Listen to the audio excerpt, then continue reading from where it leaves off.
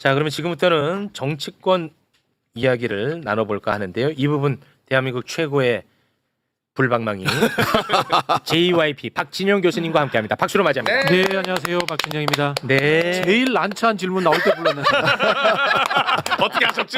오늘 출연 안 하고 싶었어요. 아, 그래도 교수님, 우리 사회를 위해서 불방망이가 필요하죠. 왜 불방망이 나만 휘둘러야 돼?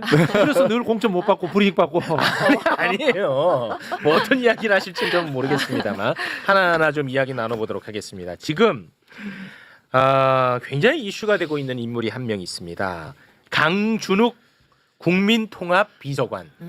이 사람은요 이재명 정부 대통령실 국민통합비서관입니다. 네. 이재명 정부. 네. 어떻게 이런 자가 이재명 정부에서 일을 할 수 있는 것인지 저는 도저히 납득이 안 갑니다. 강준욱 이 자는요 그냥 극우예요. 극우. 오.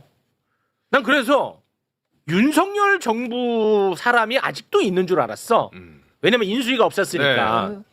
그런데 이재명 정부에서 발탁한 인사입니다. 네. 자, 이자가 2020년에 어떤 발언을 했는지 잠깐 보고 오겠습니다. 문재인 정부가 하는 일은 사실은 황당하게 많고 더해서 김정은 하는 수준이 아닐까 저는 그런 수준으로 생각을 하고 있을 정도로 저쪽에는 더불어민주당이 있고 정의당이라는 게 있잖아요. 그냥 느낌상으로 보면 조금 지독한 그냥 이런 느낌. 빨강이. 빨강 민주당 빨강이. 빨갱이라고 해야 돼. 그렇지, 아니, 그래. 근데 그렇게 하면 노딱이 붙어서. 네. 아, 그래요? 그러니까 우리가 죄송합니다. 입에 올릴 수도 없는 단어입니다. 이 노딱이 붙어서. 네. 저따위 발언을 했던 극우예요. 극우. 네. 여기서 멈추는 게 아닙니다. 지난 3월 심지어 내란을 옹호했습니다. 이건 진짜 심각합니다. 네. 야만의 민주주의라고 하는 책을 발간을 했어요. 네. 이 책을 발간했는데 이 책을 보면은 내란과 관련해서 윤석열하고 생각이 똑같습니다. 소개해 주시죠. 이 책 내용에 보면은 이 강준욱이라는 사람이 계엄에 대한 생각이라면서 적어놓은 문단이 있는데요. 이겁니다. 정부가 일할 수 없을 지경으로 손발을 묶는 의회 다수당의 횡포를 참을 수 없어서 실행한 체계적 행동이고 와. 답답함과 막막함을 알리는 방식으로 계엄을 선택한 거다. 와. 대통령의 권한인 계엄 선포를 내란으로 몰아가는 행위는 특정 프레임으로 여론을 선동하려는 것이다. 와, 지금 라고 책에 쓴 겁니다. 야, 우리가 지금 내란하고 싸우느라고 이렇게 정말 모든 에너지를 다 쏟고 있는데 내란 옹호 세력이 대통령실에 들어가 있어요. 심지어 국민통합비서관으로. 난 진짜 너무 충격이야 지금. 어떻게 들어간 이거 거예요? 어떻게 들어간 거야? 제가 봤을 때는 이 국민통합 명분으로서 보수적 인사를 추천하라. 이렇게 지시가 내려간 것 같고요. 그건 좋죠. 인재 추천제 과정도 같이 아마 포함이 돼 가지고 이 사람이 추천된 것 같아요. 네. 일단 첫 번째로 이 사람은 이분 인간성 자체가 염치가 없는 사람이에요. 맞아. 본인가 이런 행동했다, 이런 오해했다면은 제안이 오잖아요. 그렇지, 네. 뭐 안 가지. 안 갑니다, 안 당연하지. 갑니다. 제가 지나서 이야기인데 윤석열 정부 때 저한테 제안이 들어왔어요. 이제 안 갔어요. 잘하셨다. 네. 진짜 갈 생각도 없고 가는 게 제정신이 아닌 거지. 네. 좀 진짜입니다. 아니, 그게 아니라 지방분권 균형발전 이쪽에는 대한민국 제가 제일 전문가입니다. 관련해서 이제 전문가라서. 제안이 들어왔어요. 제가 안 간다고 했습니다. 전문가. 일단은 첫 번째는 나는 윤석열 싫어하고 그리고 제가 그런 데 갈 만큼의 모렴치한 사람이 아닙니다. 출세욕이 있는 사람이 아닙니다. 네. 그렇게 해서 안 가서 그리고 이분 자체가 염치가 없는 사람이다. 이렇게 봐야 되고요. 또 이 사람의 발언 중에 가장 극단적인 문제는 이겁니다. 네. 빨갱이 죄송합니다. 네, 빨강이. 파르티잔 네. 네. 발언도 있고 여러 가지 발언이 있습니다만은 윤석열 내란을 엄호했다는 것은 헌법 체제를 부정하는 윤석열과 같은 생각을 갖고 있다는 거예요. 이분은 보수 정부든 진보 정부든 다 안 돼. 공공의 일을 하면 안 되는 겁니다. 그렇죠. 왜냐하면 헌법 체제를 부정하는 것에 찬성했기 때문에. 그렇습니다. 즉 제도권 밖에 있는 극단적인 세력입니다. 네. 우리가 극자 극우라고 이야기하잖아요. 네. 극을 붙인 건 뭐냐면은 극단에 있다는 뜻이기도 하지만은 극단적인 방법, 폭력을 동원해서라도 왼쪽의 생각, 오른쪽의 생각을 관철시키겠다라는 그런 행동 노선을 가지고 있다는 뜻이에요. 네. 그럼 체제 부정 세력이에요. 옛날로 그렇습니다. 같으면 이게 국가보안법으로 다스려야 될 네. 그런 사고라는 뜻입니다. 그렇습니다. 이분은 공직에 있으면 안 돼요. 안 되죠. 아니 그게 중요한 게 아니고 이자를 솔직히 말하면 이 강준욱이라는 사람을 욕할 시간도 아까워요. 저는. 그래서 이 사람 뭐 하러 갑니까? 뭐 의미도 없어요. 이 귀한 시간에. 어떻게 해서 이자가 들어가게 됐는지. 그러니까. 왜냐? 예방을 해야 될 거 아니겠습니까? 네네. 예방. 이런 자가 또 들어가면 안 되지 않습니까? 제가 봤을 때 이런 것 같아요. 그 민정수석이 없었잖아요. 네. 인사검증 시스템이 자리 잡기 전에 인수위도 없었기 때문에 인수위가 들어가는 것 같고 없었으니까. 사실 인사검증 중에 제일 쉬운 게 뭔지 아세요? 개인정보 동의 내잖아요. 구글링해서 돌리면 돼요. 제일 많이 나옵니다. 최욱이 누구인가 우리 알고 싶잖아요. 뭐 최욱의 뒷조사를 한다 필요 없어요. 구글링하면 웬만한 건 다 나옵니다. 구글링 선수들이 있으면. 네? 다 아니요. 한번 당해보셨던 모양이죠? 나무 위키. 그 나무 위키부터 해가지고 엄청나게 나오고 저 중국인으로 나올 텐데. 아마 제가 봤을 때는 초반에 인지가 민정수석실에서 그걸 하지 못했다라는 점이고 그다음에 또 하나는 이 추천하는 분의 어떤 특징에 의해 가지고 그런 과정을 생략했을 수도 있지 않았나라고 저는 좀 의심이 됩니다. 네. 근데 저는 뭐 시간 지체 없이 바로 잘라야 됩니다. 이 사람은. 그렇죠. 저는 그렇게 생각하는데요. 이거 조금이라도 시간 지체하면 이거 굉장히 힘들어집니다. 뭐 저도 동의합니다. 예. 특히 이제 어떤 분들이 뭐 인사권자를 존중해서 이렇게 에이, 얘기하는데 진짜 그 우리 선이 있지. 인사권자의 뜻을 존중합니다. 그러나 이 비판하는 것도 언론의 몫이기도 하고 저 네. 같은 이제 패널들의 몫이기도 합니다. 네. 제가 봤을 때는 조기에 네. 자르는 것이 맞고 국민 통합을 저해야 합니다. 이건 내란 옹호 세력은 안 되죠. 네. 아니, 누구든 저는 통합을 위해서는 가능하다고 보는 입장이에요. 근데 내란 세력은 안 된다 맞습니다. 이겁니다. 내란 동조 세력은 논란의 인물이 아니라 그냥 하면 안 되는 인물. 진짜. 네. 그거에 대해서는. 그렇습니다. 이분이 뭐 이재명 대통령에 대해서도 많은 비판을 했는데요. 엄청나게 뭐 그런 해요. 부분은 뭐 이재명 대통령께서 예. 대인배로서 그렇지, 그건 뭐 개인의- 받아줄 수 개인의 있습니다만은 부분이지. 내란을 옹호한 거는 체제 그건 안 부정 세력이기 돼. 때문에 공직을 해서는 안 됩니다. 네. 네. 그래서 차제 그 인수위 없이 왔기 때문에 많은 부분 어려움이 있겠지만 그 봉욱 민정수석께서 민정수석실의 인사검증 시스템을 재점검해 보셔야 될 것 같아요.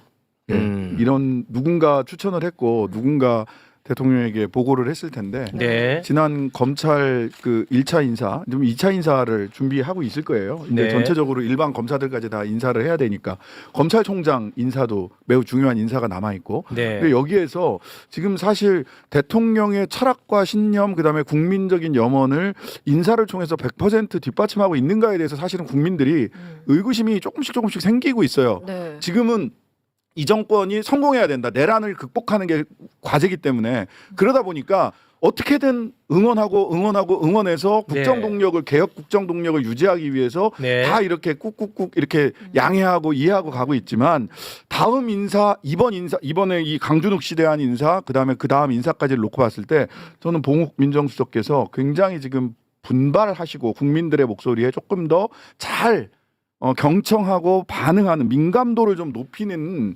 이런 시스템을 만드셔야 될 필요가 있겠다 싶습니다. 네. 근데 저는 뭐 인수위가 없었기 때문에 저는 당분간은 우리가 좀 양해해야 된다라는 생각을 갖고 그것도. 있습니다.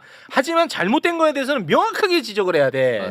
예. 그래서 저는요 민정수석실뿐만이 아니라 실제의 기관으로서의 인사검증위원회라든가 그런 제도에 대해서 검토해볼 필요가 있다고 생각합니다. 네. 보통 기업 같은 경우는 이렇게 이야기해요. 인사가 마케팅이라든가 전략의 출발이다. 이렇게 이야기하거든요. 근데 마케팅. 공공에서는 어떻게 되냐면은 관료 조직의 시스템을 우선시하기 때문에 행안부가 인사 권한을 대부분 가지고 사람을 어떤 이 기계 속에 집어넣듯이 하는 그런 경향들이 있습니다. 그러면 안 됩니다. 개인의 성향과 능력 이런 것들을 아주 정확하게 파악해서 전략적으로 배치하는 출발점을 만들어갈 필요가 있거든요. 이게 미국에 그렇게 하거든요. 네. 그런 부분에서 우리도 좀 선진적인 공공기관의 공직의 인사 시스템을 도입할 필요가 있지 않나. 뭐 그런 좀 주장을 해봅니다. 네. 와, 강준욱. 진짜. 바로 자르면은 돼. 그죠? 자르면 바로 정리해야죠. 네. 뭐 있을 수 없는 일입니다. 맞아요. 네. 아니 근데 이분은 뭐 충성을 다하겠다, 많이 성찰하고 뭐 열심히 하겠다 아이, 이렇게 입장 냈더라고. 말이 됩니까? 아이. 그러니까 염치가 없는 사람. 그러니까 아니, 그 말이 염치가 됩니까? 없어. 아니 당장 내란 옹호했잖아. 그럼 말이 안 되는 얘기죠. 그렇죠. 자 그리고 이진숙 교육부 장관 후보자, 강선우 여가부 장관 후보자 네. 굉장히 시끄러웠었는데 결국은 결론이 났죠. 이진숙 후보자는 지명 철회가 됐고요. 네. 그리고 강선우 후보자는 임명 수순으로 가는 것 같습니다. 네. 수준으로 제가- 가는 것 같다. 제가 얘기했잖아요. 이진숙 후보자는 민주당 사람이 아니니까 자진 사퇴 절대 없다. 맞아. 근데 그때 누가 여기서 자진 사퇴 어쩌고 얘기해? 절대 절대 안 안 하죠. 저는 이야기한 적 없습니다. 누가 얘기했었어 그때 네, 저 자진 사퇴. 아닙니다. 내가 그래서 이 사람은 민주당 사람 아니니까 자진 사퇴 절대 안 한다. 그래 결국은 지명 철회로 이제 갔습니다. 어떻게 보셨습니까? 이 인사 파동이라고 저는 뭐 표현하고 싶은데요. 세 측면에서의 실수가 존재했습니다. 첫 번째는 개인입니다. 이진숙 후보자와 강선우 후보자 개인이 실수를 했는데요. 본인이 특히 이제 이진숙 후보자 같은 경우에 자녀의 그 부모가 동행하지 않는 조기 유학 같은 경우에는 법적으로 문제가 된다고 하더라고요. 이런 부분들을 판단을 했다라면은 애초에 장관 제의가 들어왔을 때 거절을 했어야 됩니다. 그런 부분들을 왜 거절하지 않았는가? 네. 뭐 강선우 후보자도 본인이 보좌관을 자주 교체했잖아요. 그건 사실입니다. 갑질 논란은 아직도 뭐 불분명하다라고 본인은 주장하고 있습니다만은 그런 문제가 있었더라면 본인이 애초에 저는 이 장관 제의가 왔을 때 거절을 했더라면 어땠을까? 즉 욕심이 본인에 대한 자기 검증보다 앞섰던 거죠. 그게 문제가 있고요. 두 번째는 저는 당의 문제라고 생각합니다. 특히 강선우 후보자 같은 경우에 보좌진들이 그런 문제 제기를 했을 때 보좌진들과 소통을 하면서 그 문제점 지적한 것들을 해결하려고 했던가 아니면은 좀 더 대승적으로 구조적인 문제로서 보좌진들의 처우 개선 문제라든가 여러 가지 방법을 제안하면서 무마하려고 했던가 물론 이게 물밑에서 이루어져야 되겠죠. 그런 부분들이 있고 그렇지 않다면 반대로 강선우 후보를 설득을 해서 자진 사퇴시켜서 이 파장이 넘치지 않도록 하든가 그런 조치들을 했어야 되는데 당은 과연 그런 조치들을 제대로 했는가? 저는 그렇지 않다고 봅니다. 자 그러다 보니까 마지막에 대통령실로까지 불똥이 튄 거죠. 즉 인사권자라는 미명하에서 대통령실이 모든 것을 책임지는 상황으로서 개인과 당이 저는 몰아버렸다라고 그렇게 말씀드리겠습니다. 마지막에 우상호 수석이 말씀하시는 거 보시면은 당에서 의견 모아왔다는 거 아닙니까? 네. 무슨 의견 모았겠어요? 뭐 제가 냉정하게 말씀드릴게요. 의원들이라는 동료의식이 작동했을 겁니다. 그리고 또 한편으로는 이 사실 강선우 후보가 장관에서 낙마하면요 정치적으로도 엄청난 위기를 맞게 될 겁니다. 그런 읍소가 저는 당 주위에서 대통령실에 있었을 거라고 봅니다. 네. 그런 부분에서 인사가 있었을 때마다 저는 늘 느끼는 건데요. 기준은 이재명 대통령과 이재명 정부의 안정과 발전을 위해서지 개인의 영달과 그다음에 출세욕이 우선시되어서는 안 된다라는 원칙을 좀 정했으면 좋겠습니다. 네.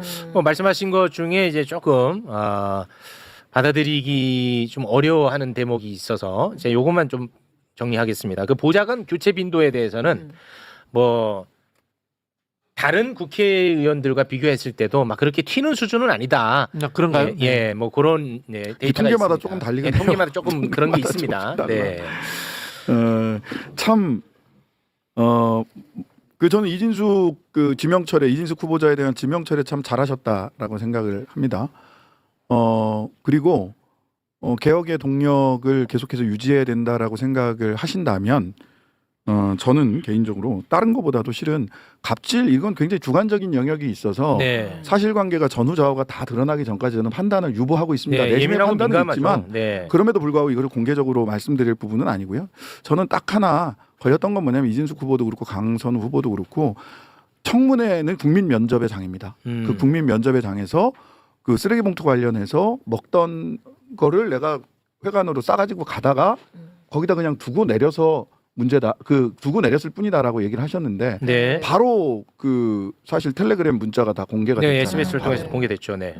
그렇게 하면 안 되거든요. 국민 면접관 앞에서 거짓으로 해명하면 안 돼요. 네. 그냥 잘못했습니다. 앞으로 더 잘하겠습니다. 라고 했으면 어땠을까? 그렇다면 이렇게 되니까 프레임이 어떻게 짜지냐면 오늘 아침 뭐 조선일보나 이런 데는 뭐 표절은 안 되고 갑질은 안고 간다라든지 또는 제 식구 감싸기다라든지 네. 이렇게 프레임이 짜진단 말이에요. 그 네. 부담을 대통령에게 다 갖게 하지 말고 네. 저는 강선우 후보자께서 스스로 거취를 정돈하는 그런 결단을 해야 될 시점이 아닌가라고 하는 생각도 해봅니다. 사실 예. 이런 말씀드리기도 굉장히 어려워요. 동료 의원이기 때문에 뭐 아까 동료 의원 의식이라고 하는데 네. 사실 또 국회 가면 오늘도 가서 얼굴 마주 대할 수 있거든요. 네. 무척 어렵지만 저는 좀 본인 스스로가 판단을 하시는 때가 된 게 아닌가 해야 될 때가 된 게 아닌가 이런 생각도 해봅니다. 네. 예. 우리 네. 대통령제라는 게요. 대통령만 유일하게 선출된 권력이고 장관은 대통령 권력의 일부를 위임받아서 집행하는 것일 뿐이거든요. 결국은 어쩔 수 없이 대통령과 이 정부를 위해서 존재하는 게 참모들이에요. 네. 그래서 예를 들자면 미국 같은 순수 대통령제 국가에서는 제대로 뭐 미니스터라고 하지도 않아요. 그냥 그 장관도 세크리터리예요. 맞아요. 알고 보면은. 그래 스스로 이재명 대통령이 늘 그런 이야기 하잖아요. 우린 국민을 위해서 쓰이는 소모품이고 도구일 뿐이다. 그런 생각을 가지고 대통령을 모셔야 돼요. 네, 알겠습니다. 근데 뭐 아무튼 강선우 후보자는 장관 임명되는 것 같습니다. 그래서 어찌됐든 간에 강선우 후보자는 옳고 그름을 일단 떠나서 이재명 정부에 솔직히 부담을 준 건 사실 아니겠습니까? 그래서 만약에 임명이 된다면 증명을 해 보여야 된다. 저는 그런 생각을 좀 해봅니다. 특히 네. 만약 임명이 돼서 증명을 하셔야 된다면 이 부분이에요. 제가 빅데이터 분석이나 이런 거를 쭉 봤어요. 유튜브나 커뮤니티 빅데이터 분석에서 2030 여성들의 부정어가 굉장히 높습니다. 근데 여성가족부 장관 후보자시잖아요. 그러면 2030 여성들이 갖게 된 이 마음 이게 사실이든 아니든 간에 어쨌든 네. 그렇게 보였단 말이죠. 네. 이것을 어떻게 수습할까, 이것을 어떻게 다시 마음을 얻을까에 대해서 정말 분골쇄신 하셔야 될 겁니다. 네, 알겠습니다. 정말 큰 부담을 주게 될 수 있어요. 2030 여성들을 그 소위 빛의 혁명의 주인공들이었잖아요. 응원봉을 들고 나왔던. 네. 예. 근본적인 질문도 하나 하고 싶은 게요. 길게 하시네 이 부분. 왜냐하면요, 저도 이제 맺힌 게 있는데 네. 이재명 정부의 장관들도 외국 유학 갔다 오고 재산 많고 경력 관리 잘 되고 꼭 그런 사람이어야 되는가? 그러면 어때? 그거는. 그런 어때도 맞아요. 네. 그런 어때도 맞는데 그렇지 않은 사람들 중에서 평소에 우리가 정치 엘리트를 양성하고 키우고 왜 못했던가? 뭐 그런 부분들에 대해서도 중장기적인 고민도 좀 해봐야 된다고. 그래도 뭐 봅니다. 김경원 장관도 있으니까. 너무 또 그렇게 그 청렴. 아니 청렴을 이야기하는 게 아니고요. 네. 좀 달라야 된다는 거죠. 너무 청년 강박으로 갈 필요는 없어 보입니다. 저는 개인적으로 그렇게 생각해요. 뭐 예를 들어서 벤틀리 타고 다니는 장관도 저는 가능하다. 벤틀리 있으시구나. 네, 네. 아니 나는 없어. 나는 없어. 제 벤틀리설? 아니 나 없다고. 롤스로이스 타고 일 잘하면 된다. 나는 그런 입장입니다. 맞아요. 네. 롤스로이스를 훔치지만 않았다면, 예, 너무 그쪽으로 갈 필요는 훔치지만 없어요. 않았다면. 예, 훔치지만 않았다면, 주가 조작만 안 했다면, 네. 저는 뭐 그건 뭐 그치. 상관없다고 보는 입장입니다. 네. 네. 내란 선동만 안 했다. 내란 손도 안 돼. 그거 안 돼. 저는 그 강선우 후보자가 장관을 해도 되느냐 안 되느냐 솔직히 말하면 저는 제 판단이 잘 안 서요. 맞아요. 저는 솔직히 왜냐하면 갑질 관련해 가지고도 제가 판단할 수 있는 많은 자료가 없어요. 근데 전 이 얘기는 꼭 하고 싶어. 근데 이 얘기하면 욕 바가지로 먹을 거네.